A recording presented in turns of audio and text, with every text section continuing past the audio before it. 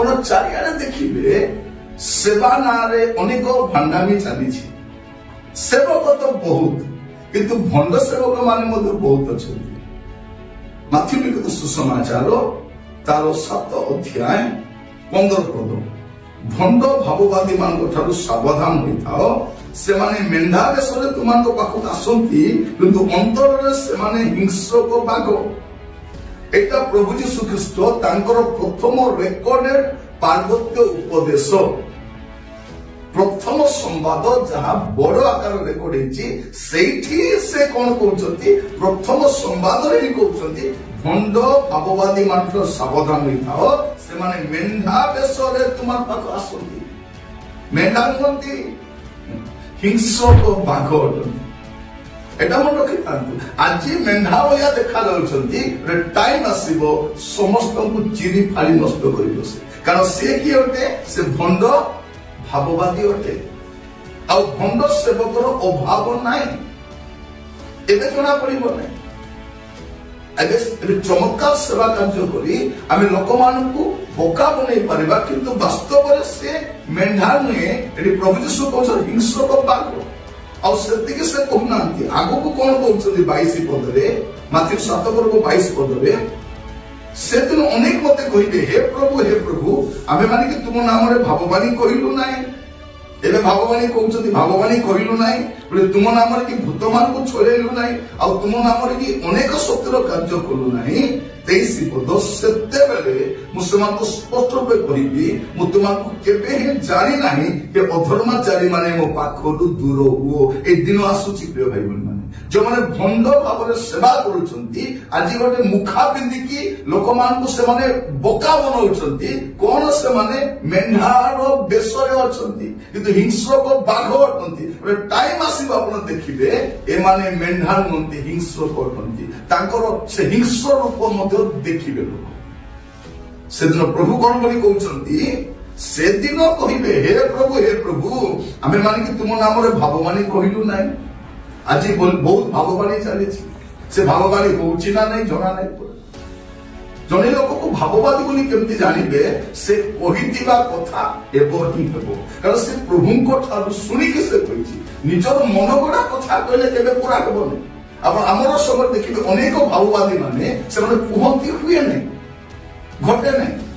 ଆମେ କହୁଛୁ ଆଜି ବେଳେ ବେଳେ ହବ ନାହିଁ, କୋଉ ଗୋଟେ ଫିଟିଯିବ, ଗୋଟେ ବି ଫିଟିବନି। ପରମେଶ୍ୱରଙ୍କ ମୁଖ ନିଃସୃତ ବାକ୍ୟ ଗୋଟେ ବି ଫିଟିବନି। ଭଣ୍ଡ ବୋଲି କେମିତି ଜାଣିବେ? ଯେ ସେ କହିଥିବା କଥା ପୁରା ହୁଏ ନାହିଁ, ସଫଳ ହୁଏ ନାହିଁ। ତ କଣ ଲେଖାଯାଉଛି? ଯେ ଆମେ କି ତୁମ ନାମରେ ଭାବବାଣୀ କହିଲୁ ନାହିଁ, ତୁମ ନାମରେ ଭୂତ ମାନଙ୍କୁ ଛଡେଇଲୁ ନାହିଁ, ତୁମ ନାମରେ କି ସତ୍ୟର କାର୍ଯ୍ୟ କଲୁ ନାହିଁ। ପ୍ରଭୁ କହିଲେ, ବାବୁରେ କଲେ କରିଥିବୁ, କିନ୍ତୁ ଅଧର୍ମର ଜୀବନ କାଟିଛୁ। ଅଧର୍ମ କାହିଁକି? ମେଣ୍ଢାର ବେଶ ତ ଧରିଛି, କିନ୍ତୁ ହିଂସ୍ରକ ବାଘ ଅଟେ। এইটা প্রভু যীশু খ্রিস্ট তাঙ্কর সে পার্বত্য উপদেশরে আরম্ভরে একা সচেতন করছেন। আরম্ভ নুহে, শেষ আড়কু মধ্য প্রভু যীশু কহিকি যাচ্ছেন। মাথ্যু 24 পর্ব তার 11 পদ। অনেক ভণ্ড ভাবাদী উঠি অনেকଙ୍କୁ ভ্রান্ত করিবে। এক নুহে, অনেক। মানে প্রিয় ভাই বোন মানে গোটে দুইটা ভণ্ড ভাব, অনেক ভণ্ডবাদী উঠিবে আর অনেকଙ୍କୁ ভ্রান্ত করিবে। প্রভু যীশু কহিলে ভণ্ড ভাববাদীরা সাবধান, কিন্তু সেবা সমাপ্ত কହୁଛନ୍ତି এমানে ଏବେ ଏକ ନୁହନ୍ତି, ଏମାନେ ଏବେ ଅନେକ ଅଟନ୍ତି। ଆଉ ଏମାନେ କଣ କରିବେ? ଅନେକ ଭଣ୍ଡ ଭାବବାଦୀ ଉଠି ଅନେକଙ୍କୁ ଭ୍ରାନ୍ତ କରିବେ। ଆଉ ସେଇ ସମୟରେ ଆମେ ବାସ କରୁଛୁ। ପ୍ରିୟ ଭାଇ ଭଉଣୀ ମାନେ, ଭାବବାଦୀର ସେବା କାର୍ଯ୍ୟ କଣ? ଭାବବାଦୀ ଜାଣେ ନାହିଁ। ଆପଣ ବାଇବଲ ଦେଖନ୍ତୁ, ବାଇବଲ ଦେଖିଲେ ଜାଣିବେ ଭାବବାଦୀ କିଏ, ଭାବବାଦୀର ଚିହ୍ନ କଣ, ତାର ସ୍ୱଭାବ କେମିତି ଥାଏ, ତାର ଚାଲିଚଳନ କେମିତି ଥାଏ, ଆପଣ ବାଇବଲ ଦେଖିପାରିବେ। ଆଉ ଆଜିର ଭାବବାଦୀ ମାନଙ୍କର, ବାଇବଲର ଭାବବାଦୀ ମାନଙ୍କ ସହିତ କିଛି ଖାପ ଖାଏ ନାହିଁ, କିଛି ମେଳ ନାହିଁ, କିଛି ତୁଳନା ନାହିଁ। ଆପଣ ଦେଖିପାରିବେ ସେ। ଆଉ ପ୍ରେରିତ ଯୋହନ ମଧ୍ୟ ସେ ତାଙ୍କର ପୁସ୍ତକରେ ଶେଷ ଆଡକୁ ଲେଖୁଛନ୍ତି। କାହିଁକି କଥା କହୁଛି? ଯୀଶୁ ଯାହା ଆରମ୍ଭ କରିଥିଲେ ପ୍ରେରିତ ଶିଷ୍ୟ ମଧ୍ୟ ତାହା କହୁଛନ୍ତି। ଆପଣ ଦେଖିବେ ପ୍ରଥମ ଯୋହନ 4 ପର୍ବ ତାର ପ୍ରଥମ ପଦ।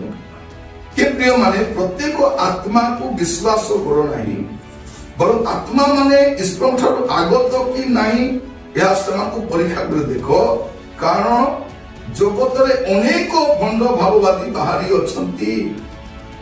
ଯୀଶୁ କହିଲେ ଭଣ୍ଡ ଭାବବାଦୀ ସାବଧାନ, ପରେ କହିଲେ ଅନେକ ଭଣ୍ଡ ଭାବବାଦୀ ବାହାରିବେ, ଅନେକକୁ ଭ୍ରାନ୍ତ କରିବେ।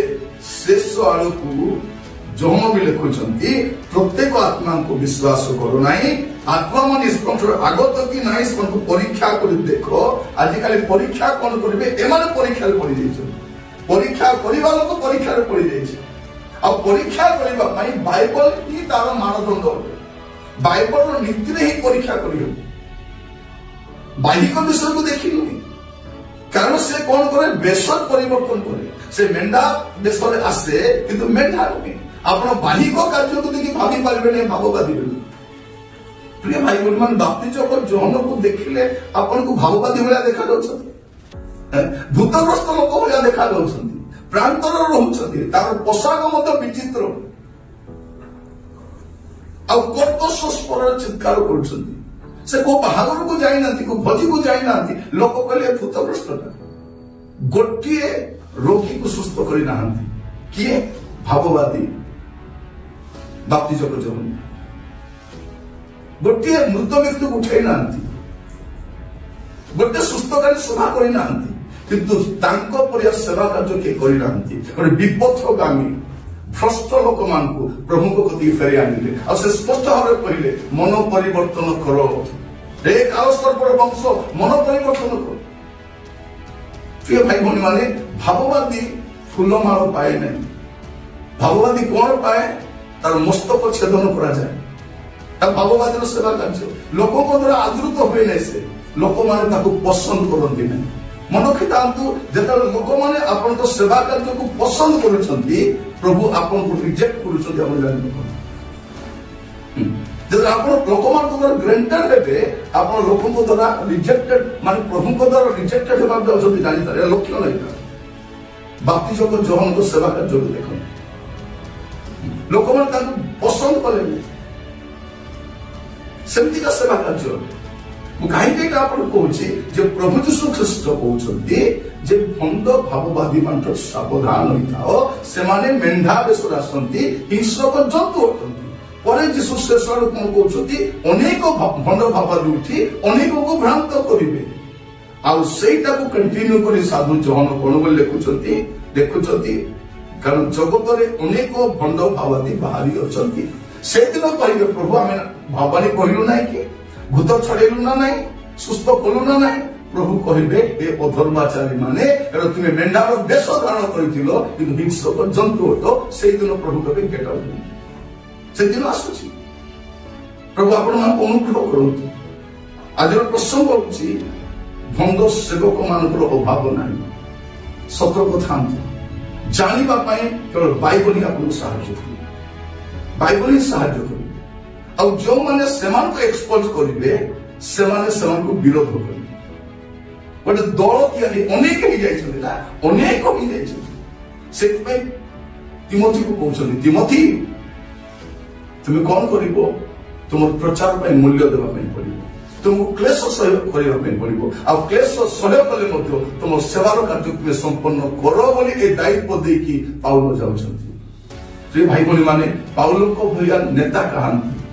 ପାଉଲ ଭଳିଆ ନେତା ମାନେ ତିମୋଥୀ ଭଳିଆ ଲୋକ ତିଆରି କରନ୍ତୁ। ପ୍ରଭୁ ଆପଣମାନଙ୍କୁ ପ୍ରତ୍ୟେକଙ୍କୁ ଆଶୀର୍ବାଦ କରନ୍ତୁ। ଏହା ବୁଝିବା ପାଇଁ ବାଇବଲ ହିଁ ଆପଣଙ୍କୁ ସାହାଯ୍ୟ କରିବ ଲୋକମାନଙ୍କୁ ଚିହ୍ନିବା ପାଇଁ। ବାଇବଲ ହିଁ ଲୋକମାନଙ୍କୁ ମୁଖାକୁ ଖୋଲିଦିଏ। ବାଇବଲ ହିଁ ଈଶ୍ୱରଙ୍କ ଦର୍ପଣ ଅଟେ। ତେଣୁ ବାଇବଲର ଆଇନାରେ ଆପଣ ଲୋକମାନଙ୍କୁ ଚିହ୍ନିବା ପାଇଁ ଚେଷ୍ଟା କରନ୍ତୁ, ନଚେତ ଆପଣ ବି ଭଣ୍ଡାମିରେ ରହିବେ। ପ୍ରଭୁ ଆପଣଙ୍କୁ ଆଶୀର୍ବାଦ କରନ୍ତୁ। ପ୍ରାର୍ଥନା କରନ୍ତୁ।